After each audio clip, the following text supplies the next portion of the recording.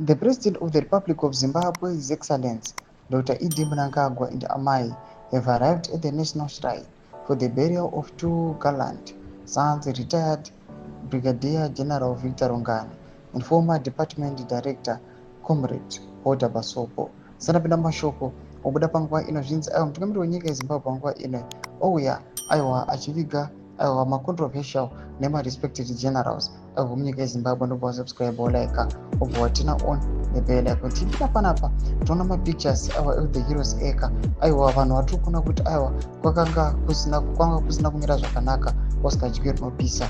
Panapa tinodonza musoro anobudanyira today is a somber day for Zimbabwe sense of two high-ranking security officers and decorated war veterans, Brigadier General retired Rungani and Comrade Basopo, a very senior officer in the Presidency Department. Ndomashwa panobuda chipostiwa pana mutungamiri wenyika aiwa achiuya aiwa achinochengeta kana kuviga aiwa this retired generals. Panguva ino inoonekwa kunzi right now is people they are suspecting kuti why these generals vari kuonekwa kunzi vari ngotsakatika vakatevedzana one after the other. Vanhu vanosara nemaquestions anova panguva ino anosara asina mhinduro. Havari kuona kuti aiwa zviitiko zviri kuitika kumagenerals nekutsakatika kwavari kuita aiwa zvine maquestions mukati.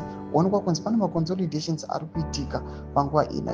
At the same time unoonekwa zvekare iko footage yemutungamiri wenyika. Tuna state media ichiproduce mapictures aratidza kuti mutungamiri wenyika he was very agitated, he was very happy pamusoro pekutsakatika kwaita magenerals aya.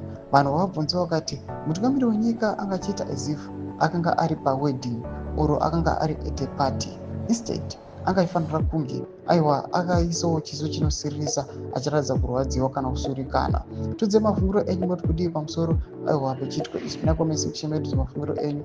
Subscribe walaika, turn on the bell icon.